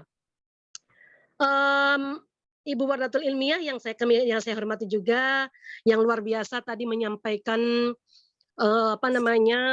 ilmunya, pengalamannya terkait bagaimana membangun fondasi keluarga yang kokoh atau kuat melalui majelis ta'lim gitu. Tentunya yang tadi di launching ini satu terobosan kecerdasan baru yang tadi Teh Wardah bilang diprovokatori gitu ya, itu sebenarnya dia lebih tepat kalau saya sih memilih bahasa diprakarsai lah oleh dua atau suami istri yang hebat, dan tentunya Mbak Zahra sebagai moderator juga ada di dalamnya sebagai pengurus majelis ta'lim virtual, karena ini merupakan satu ikhtiar yang luar biasa dari para perempuan hebat, laki-laki hebat gitu ya. Bagaimana bisa memberikan edukasi kepada masyarakat bahwa pentingnya majelis taklim yang selama ini virtual itu kan karena pandemi ya. Andai tidak ada pandemi, saya pikir nggak ada gitu. Nah, mungkin berkahnya ada pandemi, kemudian lewat kecerdasan banyak tokoh di Serang, Banten sana, akhirnya lahirlah sebuah majelis taklim virtual Amal Insani yang insya Allah semoga hari ini dan ke depan banyak memberikan pencerahan, pencerdasan kepada para keluarga-keluarga Indonesia, para calon-calon calon suami istri yang akan membangun keluarga ke depan sehingga bisa menata satu sistem keluarga yang lebih harmoni, yang lebih membawa dampak yang lebih positif terhadap hadirnya bangsa yang kita cintai ini, bangsa yang perempuannya berdaya, anak-anak terlindungi, dan Indonesia lebih maju, sejahtera, jaya, yang diridhoi oleh Allah Subhanahu wa Ta'ala. Tadi sudah disampaikan oleh Mbak Zahra, moderator kita pada siang menjelang sore hari ini, bahwa saya diamanahi untuk bisa berbagi ilmu, atau sebenarnya sih ya berbagi pemikiran sajalah, pengalaman terkait bagaimana peran dan tantangan ibu sebagai madrasatul ula di era digital. Karena kita sadar betul bahwa kita sekarang hidup di era teknologi, era globalisasi atau era digital, yang tentunya banyak hal yang harus membuat ibu sebagai madrasatul ula atau sebagai sekolah yang utama dan pertama, bagaimana menyiapkan diri menjadi ibu yang lebih cerdas, lebih berpendidikan, meski makna berpendidikan sebenarnya bukan harus bergelar profesor, doktor atau lain sebagainya, tetapi paling tidak berpendidikan juga tidak selalu dikaitkan dengan yang sifatnya formal, tapi yang ibu yang terus belajar bagaimana menjadi ibu yang terbaik bagi anak-anaknya, khususnya di rumah dan umumnya juga di tengah-tengah masyarakat kita. Karena bagi saya bahwa anak-anak kita yang anak-anak biologis mungkin di rumah kita gitu ya, di rumah, di keluarga kita, tetapi yang harus kita sadari betul bahwa semua anak adalah anak kita. Maka kepedulian kita sebagai seorang ibu khususnya tentunya bagaimana menyiapkan generasi masa depan bangsa yang bisa dirindui oleh alam semesta, dirindui oleh negara kita, generasi muda pewaris masa depan bangsa yang kokoh imannya, kuat imannya atau akidahnya, lalu indah akhlaknya atau mulia akhlaknya, lalu kemudian udah kuat akidahnya, bagus ibadahnya, kemudian mulia akhlaknya, lalu punya tanggung jawab terhadap masyarakatnya dan bangsanya. Jadi bukan hanya peduli terhadap diri sendiri, tetapi menjadi bagaimana menyiapkan anak-anak kita menjadi generasi masa depan bangsa yang peduli terhadap masyarakat dan bangsanya. Itu memang kerja berat gitu, karena memang ibu pada hakikatnya sebagai sekolah utama dan pertama. Sebagaimana dilantunkan oleh syair Arab bahwa al-um madrasatul ula, idza a'datta sya'ban thayyibal araq. Ibu adalah madrasah utama dan pertama bagi anaknya. Jika engkau persiapkan ia dengan baik, maka sama halnya engkau persiapkan bangsa ini yang baik pokok pangkalnya. Nah, betapa memang peran ibu ini sangat besar ya di dalam keluarga. mendidik anaknya dari sejak, sebenarnya bukan setelah lahir ya, sejak dalam kandungan juga seorang ibu sudah bagaimana bisa menyiapkan diri menjadi seorang ibu yang baik terhadap generasi penerusnya, generasi masa depan bangsa ini, itu sejak dalam kandungannya. Setelah lahir apalagi lebih berat lagi tugas dan tanggung jawabnya, fungsi dan perannya gitu ya, di samping sang ayah. Tadi Teteh Wardatul Ilmiah sudah menyampaikan bahwa ibu sebagai madrasah utama pertama dan ayah atau suami dalam hal ini adalah kepala sekolahnya. Jadi kadang-kadang kita masyarakat kita terfokus ibu kan sekolah utama dan pertama, maka harus dong ibu itu lebih banyak mendidik anaknya, lebih bertanggung jawab terhadap bagaimana proses pendidikan, proses mental anak, kemudian jiwa anak, otak akal anak lebih baik gitu. Padahal sebenarnya tanpa kerjasama dengan seorang ayah atau suami dalam hal ini tentunya sebagai madrasah pertama dan utama akan dia terseok-seok gitu ya, akan tidak bisa kuat atau kokoh di dalam proses sebagai pendidik pertama dan utama itu. Jadi butuh sangat kerjasama dengan sang ayah gitu, sehingga proses pendidikan mental sang anak, proses pendidikan jiwa sang anak, lalu kemudian membangun akal yang sehat gitu, sehingga bisa mampu membedakan mana yang baik, mana yang buruk, mana yang halal, mana yang haram, itu juga tentunya harus ada proses kerjasama dengan seorang ayah yang dalam hal ini adalah kepala sekolahnya. Bagaimana seorang kepala sekolah mampu atau mau dan harus mau bagaimana membuat kurikulum pendidikan untuk anak-anaknya yang lebih baik gitu, sehingga seorang guru, ibu sebagai madrasatul ula di rumah masing-masing bisa menjalankan kurikulum yang sudah dibuatkan oleh sang ayah gitu. Sehingga kerjasama ini saya pikir jadi bukan beban, mohon maaf, sebenarnya sih ini sebuah amanah ya, sebuah amanah tanggung jawab itu tentunya bagi seorang ibu. Tidak ada hitung-hitungan bahwa sudah lelah lahir batin gitu mendidik seorang anak atau mempersiapkan anak sebagai generasi penerus masa depan bangsa, pewaris masa depan bangsa, itu tidak ada kata lelah bagi seorang ibu. Tapi tentunya saya pikir bahwa tanpa kerjasama yang baik dengan seorang ayah, tentunya di era digital yang memang tantangannya luar biasa ya, anak dididik untuk bagaimana berakidah yang kuat kokoh gitu, kemudian berakhlak mulia, lalu kemudian bagaimana memiliki akal yang luar biasa untuk bisa mampu membedakan hal-hal yang buruk, hal-hal yang baik. Tetapi ketika di era digital ini diporak-porandakan oleh sebuah situasi masa atau era yang memang teknologi sudah mampu merambah ke wilayah rumah kita, sehingga apapun yang kita telah ajarkan, apapun yang sudah kita ajarkan dengan baik dan benar menurut versi kita sebagai seorang ibu, sebagai pendidik pertama dan utama, tentunya akan ada sedikit benturan dengan hadirnya teknologi canggih, internet ada di mana-mana.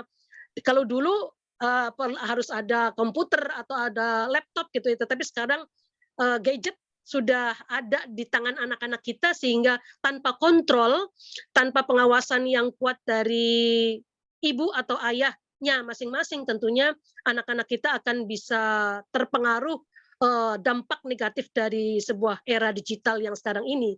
Maka tapi kita hakul yakin bahwa ketika pendidik utama madrasatul ula sebagai ibu al-ummu madrasatul ula, maka tentunya apapun yang menjadi dampak negatif dari sebuah era teknologi secanggih apapun, insya Allah seorang anak itu mampu bisa memfilter gitu ya dampak negatif yang ada atau yang dimunculkan oleh sebuah era digital sekarang ini gitu. Sehingga bagi saya tentunya yang harus dilakukan oleh khususnya seorang ibu, tentunya tanpa mengecualikan peran seorang ayah yang memang juga sangat besar dalam proses pendidikan anak ini, tentunya bagaimana menjadi ibu yang cerdas, menjadi ibu yang hebat bagi anak-anak kita khususnya, dan bagi anak-anak kita di tengah-tengah masyarakat yang lain begitu. sehingga peran kita di dalam proses mendidik anak menjadi lebih berdaya dan lebih bermanfaat bagi anak-anak biologis kita, anak-anak di tengah-tengah masyarakat kita, anak-anak bangsa ini, sehingga ketika perempuan berdaya, anak terlindungi, tentunya cita-cita bangsa kita yang ingin menjadi bangsa yang adil makmur, lalu apalagi sejahtera gitu ya, dan diridhai oleh Allah Subhanahu wa taala, tentunya akan mampu terwujud dengan hadirnya peran ibu yang mampu memerankan dirinya atas tanggung jawab menjadi sebagai madrasatul ula di masing-masing di tengah-tengah keluarga kita gitu.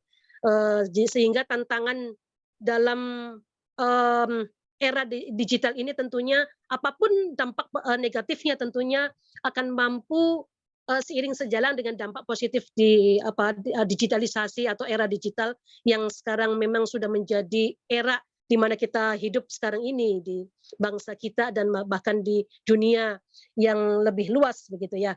Itu saya kira lalu tentunya sebagai hal yang perlu ditekankan dalam konteks peran ibu sebagai madrasatul ula, sebagai sekolah yang utama dan pertama, bagaimana mengajarkan anak kita bisa atau mampu mengatur waktu yang lebih bermanfaat begitu ya, lebih berguna sejak kecil, lalu kemudian bagaimana sih memahami tujuan gadget gitu. Jadi jangan sampai anak-anak kita justru larut dalam asiknya atau kemudian sehingga kadang-kadang anak tidak mau bersosialisasi. Jadi dampak negatif dari era digital ini membahayakan anak gitu, di mana misalnya konten-konten yang negatif yang jika orang tua tidak kontrol terhadap apa yang ditonton oleh anaknya, tentunya akan berdampak sangat negatif bagi proses perkembangan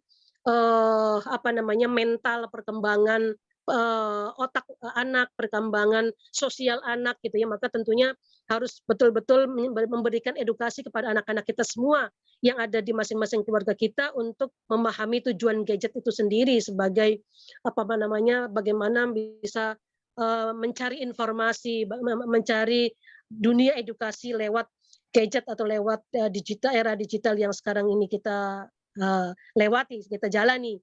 Lalu kemudian membuat aturan yang memang bisa untuk membuat aturan waktu dalam memegang gadget anak-anak kita tuh jangan sampai di lost begitu saja begitu ya. Lalu kemudian bagaimana kita juga mengajak anak kita berdiskusi sehingga kita tidak bisa melepaskan diri dari peran sebagai sekolah utama dan pertama bagi anak-anak kita, sehingga anak tidak hanya mencari informasi di gawainya, di gadgetnya, di handphonenya, tetapi ibu dan ayahnya tetap menjadi sebagai sumber informasi, sumber pengetahuan bagi anak-anaknya, bagi dirinya gitu. Itu saya kira yang kemudian terakhir tips mencegah dampak negatif dari era digital pada anak, ya batasi penggunaan media digital pada anak kita, lalu kemudian sediakan waktu kita untuk mereka bisa berdiskusi, berkomunikasi dengan apapun tentang ilmu pengetahuan agama, tentang ilmu pengetahuan yang memang bagi anak remaja atau bagi anak-anak yang masih sebelum remaja atau yang sudah dewasa, tentunya disesuaikan dengan umur anak-anak kita, sehingga waktu kita untuk berkomunikasi dengan anak selalu ada bagi mereka gitu. Kemudian berikan pemahaman dampak positif dan dampak negatif dari sebuah media digital secara jika dilakukan secara berlebihan oleh anak gitu ya. Itu saja mungkin Mbak Zahra, karena lebih baik kita diskusi ya. Biasanya forum seminar itu narasumber kalau saya sih lebih sepakatnya hanya sebagai fasilitator, sehingga nanti ada feedback dari para jamaah majelis taklim virtual ini, sehingga akan lebih kaya wawasan kita terkait dengan bagaimana khususnya peran dan tantangan ibu sebagai Madrasatul Ula di era digital ini yang sekarang memang sudah semakin tidak bisa dibendung gitu ya. Terima kasih. Wallahul muwaffiq ila aqwamit thoriq. Wassalamualaikum warahmatullahi wabarakatuh. Waalaikumsalam warahmatullahi wabarakatuh. Terima kasih Ibu Ustazah Munimatun Nafiah SAG yang begitu panjang lebar ya setelah memberikan ilmu kepada kita. Baik, untuk sesi berikutnya adalah sesi diskusi. Disilahkan kepada seluruh peserta untuk bisa memberikan pertanyaan ya dari para narasumber yang begitu hebat-hebat dan keren-keren pada sore hari ini. Silahkan bisa melalui chat atau bisa melalui raise hand.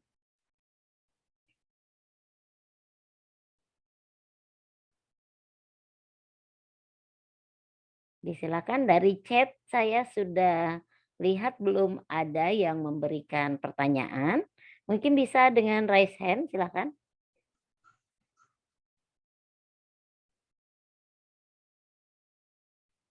Raise hand juga belum ada.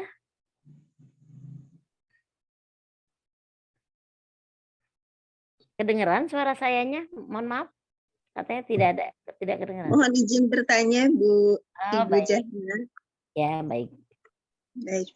Bismillahirrahmanirrahim. Assalamualaikum warahmatullahi wabarakatuh. Waalaikumsalam warahmatullahi wabarakatuh.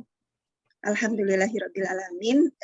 Jazakumullah khairan katsiran atas kesempatannya di dalam kesempatan pada siang hari ini. Alhamdulillah saya diberikan undangan ini oleh Bunda Ai ya, Masya Allah, tabarakallah. Semoga senantiasa diberikan keberkahan ya keluarganya yang sekarang sedang ulang tahun, mungkin ya ulang tahun pernikahannya. Saya ucapkan terima kasih juga kepada para pembicara yang hebat. Ini luar biasa ya, mudah-mudahan seminar ini atau kajian ini senantiasa diluaskan gitu ya, senantiasa istiqomah langsungkan ya, semoga bertambah nanti pesertanya, karena memang ini betul sangat penting sekali. Kalau kita lihat permasalahan-permasalahan keluarga ini semakin hari semakin banyak, semakin semakin terus sangat memprihatinkan. Sebagai contoh seperti di daerah Tangerang ya, beberapa waktu yang lalu ada seorang ibu yang kemudian tega gitu ya, menyiksa sampai meninggal anaknya gitu ya, yang itu karena ada masalah yang kita juga tidak menginginkan itu gitu, cuman bukan begitu caranya gitu ya, yang mungkin di daerah Serpong ya beritanya cukup ramai ya, dikarenakan speech delay itu gitu ya. Nah ini saya ingin bertanya mungkin ke semua pembicara, kalau misalnya Ibu tadi ya yang dari Madinah khawatirnya ada gangguan sinyal, mungkin ke Ibu Wardah ya, kemudian ke Ibu, saya panggil Ibu Naimah aja ya, Masya Allah, ini dari Jawa Barat ya. Jazakumullah khairan katsiran. Assalamualaikum warahmatullahi wabarakatuh. Waalaikumsalam warahmatullahi wabarakatuh. Ya, jadi punten pertanyaannya apa Ibu? Jadi bagaimana gitu ya menangani terkait dengan banyaknya permasalahan yang terjadi saat ini, terutama tadi gitu ya, kasus Kekerasan yang ya, mungkin kekerasan di keluarga ya. Iya, betul. KDRT lah ya, baik untuk istri maupun untuk anak, mungkin begitu ya Ibu Yusi ya? Iya, betul. Baik, disilakan Ibu, pertama saya serahkan ke Ibu Wardatul Ilmiah dulu. Silakan Ibu. Oke, terima kasih. Dikira mau ini nih, TAD Partini juga mau nanya. Baik, Ibu Yusi. Oke. Ada anak yang speech delay, kemudian dibunuh sama ibunya gitu ya Bu ya. Saya kurang nonton TV Bu, TV saya mati. Bagaimana cara menyikapi permasalahan-permasalahan yang begitu kompleks terjadi di dalam rumah tangga? Kira-kira seperti itu. Maka yang perlu kita perhatikan pertama kali adalah bagaimana kita ini harus memperhatikan keimanan kita kepada Allah itu memang mutlak ya Bu ya. keimanan kita sama Allah itu mutlak, nggak bisa ditawar-menawar itu. Karena kalau kita paham terhadap iman, terhadap qada dan qadar, khairihi wa syarrihi, begitu kan, baik dan buruknya, itu tentu kita hidup ini akan menjadi tenang, nyaman, damai. Ya kan? Cuman kan kadang ibu-ibu teh nggak begitu semuanya paham gitu kan, bahwa daun yang jatuh saja pun itu sudah berada dalam catatan lauhil mahfuz kan begitu. Tapi kan kadang-kadang ibunya nggak paham, maka alangkah bagus juga ini menjadi menjadi wadah begitu ibu-ibu teh. Kalau saya lihat data statistik itu, kalau nggak salah ya, di PowerPoint saya juga ada itu, jumlah majelis taklim itu ada 5.305. Ini yang tercatat. 5.305 majelis taklim. Nah, untuk masalah-masalah yang kita hadapi, justru majelis taklim itu menjadi salah satu solusi untuk mengurai benang kusut yang ada di dalam rumah tangga. Kenapa saya bilang seperti itu? Karena selama saya ngisi di majelis taklim, mesti ada saja, selesai saya ngisi pengajian, biasanya ada saja ibu-ibu tuh yang datang, curhat secara pribadi. Nah ini kan juga menjadi wadah. Jadi majelis taklim itu selain sebagai pendidikan, sebagai pembinaan, sebagai sosial, juga sebagai refreshing. Kalau saya bilang gitu, saya lihat ibu-ibu tuh kalau udah pergi pengajian tuh bahagia banget gitu ya, seneng banget gitu kan, karena media refreshing juga. Nah sayangnya gitu kan, saya tidak update tentang kasus itu ya Bu ya, mohon maaf, saya jawab secara general saja. Sayangnya kadang-kadang ibu-ibu tuh juga tidak mau ikut nimbrung di pengajian. Maka ini PR juga buat kita. Selain pengajian yang mungkin accessible-nya bagi mereka yang ibu-ibu, mohon maaf, misalkan enggan untuk datang ke majelis taklim, entah karena malu, entah karena kesibukan, begitu, maka majelis taklim virtual ini juga bisa menjadi solusi. Jadi yang pertama yang bisa saya jawab, perlu ditanamkan keimanan. Pemahaman keimanan itu tidak bisa ditawar-tawar, ya Bu ya. Khairihi wa syarrihi, ini itu harus ada. Kemudian suami juga bertanggung jawab untuk memberikan edukasi atau pendidikan kepada istrinya. Jika itu tidak bisa dia lakukan, maka minimal suami menyuruh istrinya untuk datang ke majelis taklim. Dan majelis taklim itu efeknya sangat luar biasa. Ini pribadi saya begitu ya, saya ngisi pengajian di satu tempat yang awalnya banyak sekali masalah begitu, baik di masyarakat maupun di dalam rumah tangga daripada jamaah itu. Kemudian setelah 4 tahun, hampir 5 tahun berjalan, Bu Yusi, alhamdulillah saya mendapati laporan dari beberapa jamaah itu terjadi islah di antara mereka, si kaya dengan si miskin begitu kan, kemudian suami, istri, tetangga dan lain sebagainya, walaupun tidak akan 100% karena pasti ada masalah-masalah yang timbul. Tetapi alhamdulillah sejak ibu-ibunya rajin ke majelis taklim, membina begitu kan, kemudian ada dakwah online digital juga. Jadi saya kalau lagi ceramah biasanya ada jamaah yang mendokumentasikan, kemudian mereka upload di YouTube dan dibagi. Jadi yang nggak hadir pada saat itu, mereka bisa datang di WA grup di majelis taklim itu atau di warga di sekitar situ. Dan ini sangat berefek. Jadi majelis taklim itu memang sangat memberikan efek terhadap masalah-masalah yang ada di dalam rumah tangga. Fungsinya di mana? Edukasi tadi. Fungsinya di mana? Refreshing tadi. Sehingga tidak terlalu penat, dia bisa berbagi kepada jamaah yang lain. Mungkin itu Teh Zahra solusi yang kita tawarkan. Terima kasih. Baik, terima kasih Ibu Wadatul Ilmiah. Berikutnya mungkin saya langsung aja ya dengan penanya berikutnya, karena tadi ada yang raise hand yaitu Ibu Ade Fartia.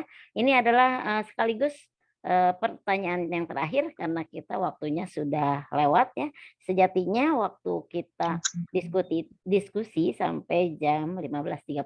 Namun ini sudah jam 14.45.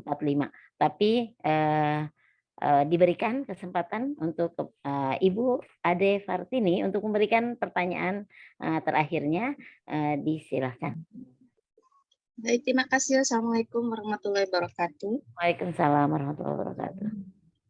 Terima kasih sudah diberikan berkenan mengikuti majelis taklim virtual dengan narasumber yang luar biasa.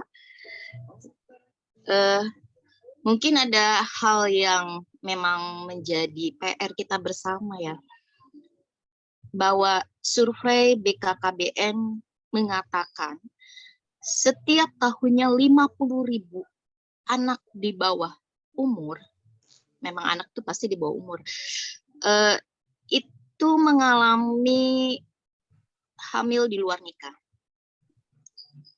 Ini survei dari pemerintah melalui BKKBN. Lalu kita melirik ke Ponorogo, Jawa Timur. Orang tua beramai-ramai mengajukan dispensasi nikah. Jadi kalau anak di bawah umur, belum usia pernikahan itu kan jelas ya, tidak boleh atau tidak bisa dalam peraturan perundang-undangan yang dikeluarkan oleh pemerintah. Nah, apakah ini menjadi nilai bahwa orang tua itu melegalisasi perbuatan yang dilakukan oleh anak-anaknya? Apakah akibat orang tua itu entah kurang pendidikan, ataukah memang mereka memiliki pendidikan tapi mereka juga harus menutupi rasa malu? Itu yang terjadi. Belum lagi misalnya anak-anak yang berkonflik dengan hukum. Itu juga peningkatannya sangat signifikan. Apakah ini juga akibat dari media sosial yang memang anak-anak dengan mudah mendapatkan bagaimana itu melakukan kekerasan, terus juga bagaimana anak-anak bisa membrowsing dunia-dunia yang memang seharusnya tidak dia browsing. Hal yang nyata saja misalnya di Lebak, tepatnya di Sawarna, sekitar 1 bulan yang lalu, anak-anak di bawah umur itu bisa melakukan tindak pidana pembunuhan terhadap orang gila. Jadi betapa mindset mereka terbentuk keras seperti itu. Apakah entah mereka itu mendapatkan pendidikan yang sangat keras, artinya perilaku yang keras di rumah, sehingga dia ingin membalas perbuatan kekerasan yang dialami dari orang tua itu kepada orang lain. Nah, ini juga sebetulnya bukan hanya PR pemerintah, tapi PR kita bersama. Nah, apakah juga majelis taklim bisa menjadi solusi bahwa akan tercipta melahirkan orang-orang tua yang baik, yang mampu mendidik anak-anaknya? Apakah juga dengan terbangunnya bahwa selama ini kita mendengung-dengungkan rumah adalah tarbiyatun yang pertama, pendidikan yang pertama. Nyatanya generasi-generasi yang terlahir itu dari rumah juga. Entah itu anak-anak yang hamil di luar nikah, ataupun misalnya anak-anak yang melakukan kekerasan, ataukah anak-anak yang berkonflik dengan hukum. Nah, ini juga sebetulnya saya sedang melakukan penelitian yang berkenaan dengan anak, sehingga lalu model seperti apa seharusnya kita membuat pendidikan di dalam rumah tangga. Karena hal ini juga dicontohkan oleh pemimpin-pemimpin kita yang senang berkorupsi, yang ketika mereka melakukan pertanggungjawaban dan ketika di muka hukum itu tidak sebanding dengan perbuatannya. Nah, orang tua yang sekarang pun itu terlahir dari orang tua yang dulu, dari rumah yang dulu.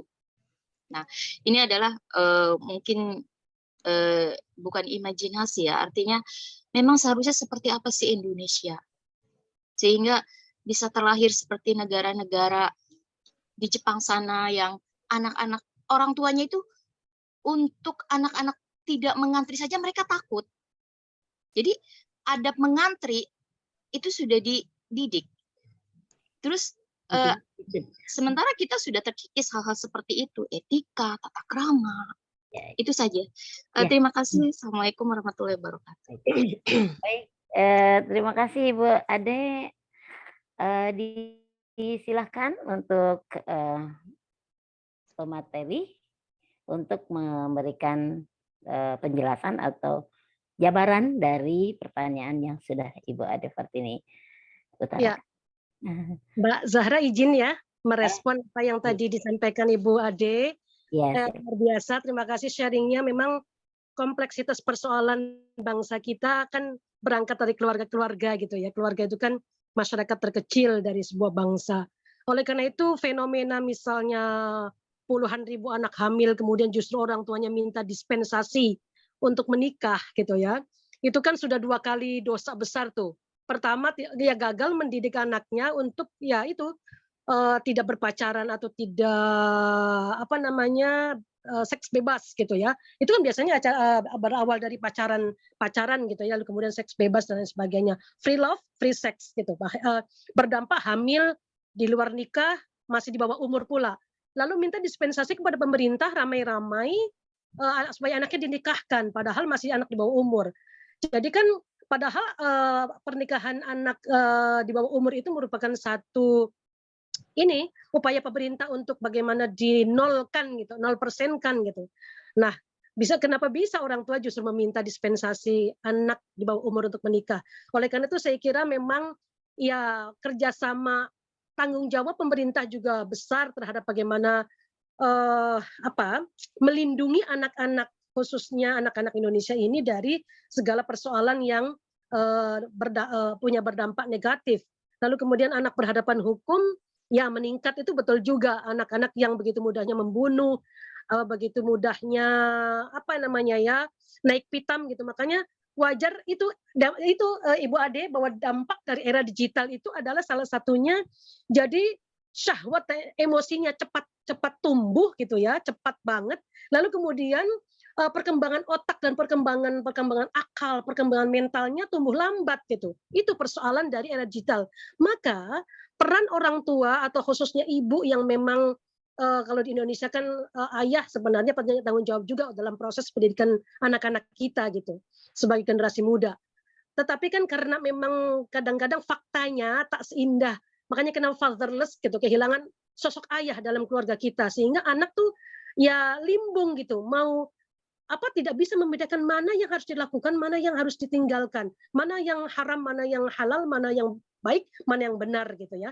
Nah, oleh karena itu kesibukan ayah di luar, apalagi punten ibu-ibu yang sekarang bukan ibu-ibu yang misalnya bukan hanya ibu rumah tangga, ibu-ibu yang kerja di sektor publik, biasanya kan sangat sibuk sehingga wajar gitu, bukan wajar, artinya faktanya membiarkan anak-anaknya ya hanya memberikan makan secara jasad gitu, tetapi tidak dibarengi oleh atau fasilitas-fasilitas duniawi materi yang berlebihan tanpa keseimbangkan antara pendidikan mental anak, pendidikan akal anak gitu, pendidikan akidah anak, pendidikan jiwa anak supaya tidak rapuh gitu menghadapi kompleksitas kehidupan yang memang sangat luar biasa ini gitu. Sehingga saya kira kerjasama pemerintah, kerjasama masyarakat semuanya lah, para keluarga-keluarga Indonesia, para apalagi asatidzah, para guru gitu, para pendidik, dan sekolah itu kadang-kadang menurut saya sih ya kurikulumnya jangan senantiasa yang eksak gitu ya, yang hanya meningkatkan kualitas akalnya, tapi bagaimana kenapa Jepang punya lebih empati, misalnya kalau nggak ngantri malu takut gitu ya. Nah kalau kita kan malah main serobot gitu di lalu lintas saja, kadang-kadang anak muda, anak-anak kita kadang-kadang sama emak-emak tidak ada ininya, nggak ada sopannya, klakson dengan ini gitu. Nah itu mentalitas anak itu harus dibangun sejak dini sehingga malu kalau misalnya tidak sopan terhadap orang tua. Jangankan membunuh gitu ya, jangankan misalnya free love atau free sex gitu, takut bahwa itu kan haram, bahwa itu kan dosa gitu. Nah itu saya kira maka kerjasama sekolah, kerjasama kita seorang ibu sebagai pendidik pertama di rumah kita masing-masing, kerja sama pemerintah, kerja sama masyarakat, dan harus ditekankan bahwa semua anak adalah anak-anak kita, sehingga kita tidak berpikir bahwa tanggung jawab kita hanya sekedar di anak biologis kita. Anak tetangga ngapain, anak orang lain ngapain, enggak juga gitu. Nah, edukasi kesadaran bersama, kesadaran komunal bahwa semua anak adalah anak kita, maka insya Allah orang tua kita tidak berpikir egois gitu. Yang penting anak saya mah benar, yang penting anak saya mah soleh, entahlah dengan anak orang lain, mau salah, mau keliru, mau bagaimana, mau rusak, terserah. Nah, itu egoisme yang ada pada diri kita itu juga menjadi penyebab gitu ya. Kenapa? Kemudian free love, free sex, kemudian ABH meningkat, anak berhadapan dengan hukum meningkat, ya karena yaitu ketidakpedulian kita sebagai orang tua yang memang bertanggung jawab terhadap semua generasi muda bangsa ini gitu ya. Sehingga menurut saya sih ya peran media, peran majelis taklim virtual, peran majelis taklim yang non virtual juga sama-sama bagaimana mengedukasi, memberikan kesadaran bersama. Lalu kemudian materi-materi yang disampaikan bukan hanya sekedar idealnya ya, ini saran saya, bukan hanya sekedar yang sifatnya ilmu agama, tetapi bagaimana memberikan kesadaran. Misalnya tadi seorang ibu yang tega membunuh anaknya yang speech delay gitu, bagaimana memberikan pendidikan tentang hukum. Jadi masa seorang ibu tega gitu terhadap anaknya sendiri dibunuh, padahal kan harusnya dicintai, dididik, dibesarkan dengan penuh cinta kasih. Nah, ini ada apa dengan orang tua, dengan seorang ibu, dengan orang tua di Indonesia ini? Maka saya kira kesadaran, memberikan penyadaran itu adalah tanggung jawab kita semua, bukan hanya majelis taklim, bukan hanya, tetapi dari diri kita masing-masing, mulai dari yang terkecil, mulai saat ini, lalu kemudian dari mulai yang yang sederhana yang bisa kita lakukan bersama. Itu saya kira sehingga tanggung jawab terhadap bagaimana menyiapkan anak muda kita, anak-anak generasi muda kita Indonesia ini, ya kita perlu kerjasama, bergandeng tangan, bersinergi, berkolaborasi, sehingga impian kita bahwa anak-anak kita lebih soleh, lebih solihah, bertakwa kepada Allah Subhanahu wa taala, berakhlakul karimah, berbakti kepada kedua orang tuanya, berguna, bermanfaat bagi agama, nusa dan bangsanya, dan memberikan rahmat bagi semesta alam akan terwujud dengan kesadaran kita bersama, dimulai dari launchingnya Majelis Taklim Virtual Amal Insani ini, insya Allah kita memberikan rahmat bagi alam semesta ini, bahwa kita punya tanggung jawab loh, bahwa anak-anak kita tuh sudah ribuan orang yang rusak gitu, yang sudah tidak mampu memahami bahwa dirinya tuh sebagai pewaris masa depan bangsa, kenapa bisa hamil duluan, bisa menikah di anak di bawah umur, bisa membunuh orang, bisa memperkosa orang gitu. Nah, itu saya kira insya Allah akan bisa terkikis gitu kompleksitas persoalan, problematika persoalan di tengah-tengah masyarakat kita dengan kita bergandeng tangan, dengan nawaitu, dengan meluruskan niat kita, bismillah lillahi ta'ala, bahwa kita punya tanggung jawab yang besar di tengah-tengah masyarakat, di hadapan Allah Subhanahu wa taala. Itu Mbak Zahra, insya Allah semoga, terima kasih atas undangannya, semoga silaturahmi kita sampai akhirat nanti. Amin. Amin, amin ya rabbal alamin. Terima kasih Ibu Munimatun. Baik, saya informasikan juga bahwa link presensi atau absen sudah ada di chat ya ibu-ibu. Jadi silakan diisi link kehadiran untuk webinar hari ini. Baik, apakah Ibu Wardatul akan memberikan tanggapannya juga? Silakan. Baik, terima kasih Mbak Zahra. Ini Bu Dokter. Bu Dokter Ade Fartini, Teh Fartini, sehat? Mudah-mudahan sehat selalu ya. Data dan fakta di lapangan seperti itu. Tadi sempat tertanya, apakah majelis taklim bisa menjadi solusi? Insya Allah bisa. Insya Allah bisa. Bukankah sahabat-sahabat Rasul itu lahir dari halakoh-halakoh? Saya contohkan misalkan Ibnu Abbas. Ibnu Abbas 9 tahun udah jadi mufasir teh. Ya. Kemudian ada lagi Al-Fatih ya. Al-Fatih itu di usia 14 tahun udah jadi pemimpin pasukan perang. Ya kan? membebaskan Konstantinopel dan luar biasa, kan begitu. Bagaimana dengan anak-anak kita generasi yang sekarang? Kompleks banget tadi masalahnya, gitu kan? Karena memang maaf sekali, ini pernah saya tanya juga pada waktu seminar Qurani begitu kan. Kenapa sih kok anak-anak kita kok nggak kayak anak-anak zaman dulu ya, gitu kan? Kalau anak-anak zaman dulu pada masa sahabat itu luar biasa kalau kita belajar sirah nabawi gitu kan. Kalau kita belajar tentang kisah-kisah para sahabat begitu kan. Apa sih yang beda? Ternyata jawaban utamanya begini. Kita orang tua tidak terlalu intens dengan Al-Quran sebagaimana intensitas para sahabat selalu erat dengan Al-Quran. Berarti jawaban pertama adalah orang tua, gitu kan? Orang tuanya yang tidak seintens para sahabat terhadap Al-Quran. Kalau kitanya saja tidak intens dengan Al-Quran, tidak memberikan ruang dan waktu kepada anak-anak kita, yang seperti Ibu Munaim tadi jelaskan begitu kan, kehilangan sosok ayah. Kita contohkan bagaimana Nabi Ibrahim yang jauh tetap mengunjungi putranya Ismail. Quality time-nya dipakai. Nah, kisah-kisah ini tidak akan pernah nyampe ke telinga kita, begitu kan? Kalau kita tidak duduk melingkar di majelis taklim. Kalau kita tidak duduk melingkar di majelis ilmu.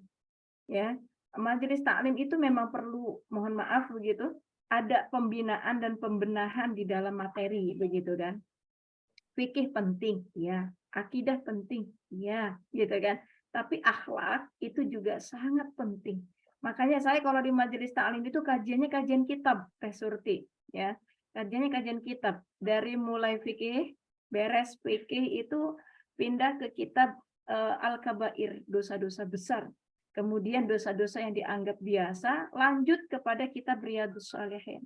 Nah, kalau udah berbicara tentang Riyadhus Shalihin itu udah nyampu akidahnya ada, akhlaknya ada, fikihnya ada. Apakah menjadi solusi terhadap masalah-masalah yang kompleks tadi Bu Doktor sampaikan? Insya Allah bisa. Yang penting istiqomah ngajinya, terus gitu kan. Nah, kemudian yang kedua juga perlu diperbaiki bagaimana di keluarga. Bagaimanapun juga anak-anak di keluarga itu juga membutuhkan sosok ayah dan ibu. Tapi mohon maaf, mohon izin, memang anak itu dalam Al-Quran menjadi 4. Ini kalau urusan kayak begini agak panjang ya Teh Surti. Dia anak itu bisa jadi qurrata a'yun, menjadi penyejuk jiwa, tambatan hati. Tapi anak itu juga bisa menjadi musuh bagi orang tuanya. Sebagaimana Kan'an terhadap ayahnya. Ya, menjadi ujian. Nah, yang speech delay tadi sebenarnya sebagai ujian. Ada anak-anak yang kita dapati orang tuanya itu habis-habisan hartanya, diuji sama Allah. Gitu kan. Ada yang mohon maaf banget di lapangan kita menemukan kok anaknya Ustadz gitu ya, kok anaknya Ustadzah begitu ya, kadang gini, mohon maaf. Maka kita tidak bisa salahkan juga Ustadz dan Ustadzah, pasti dia sudah mendidik dengan baik, seperti halnya Nabi Nuh. Apakah dia tidak mendidik anaknya nggak baik? Nggak mungkin, kan begitu.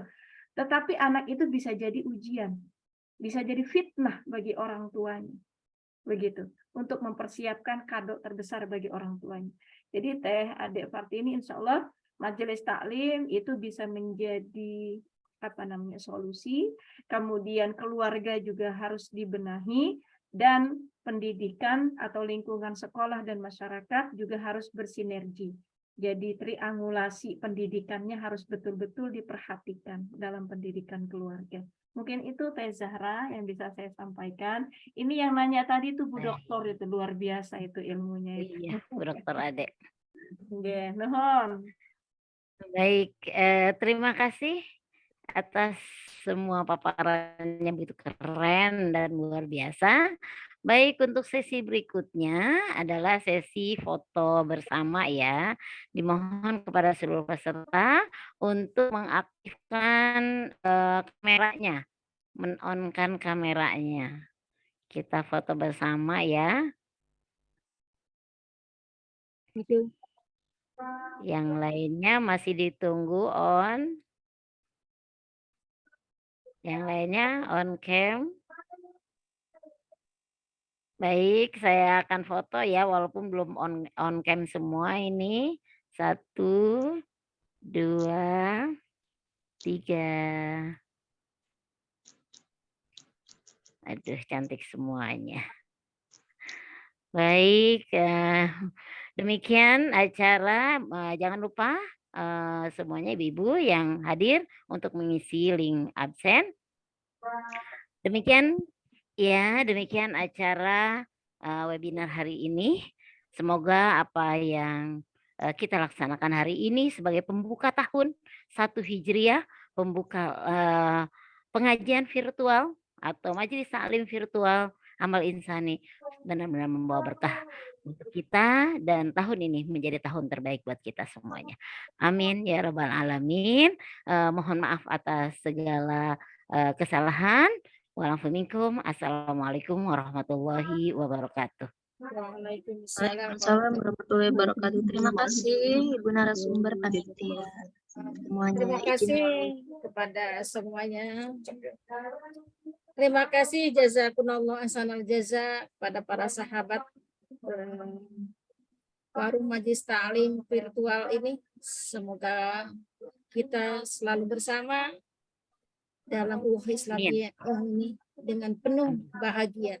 Amin ya rabbal alamin. Assalamualaikum.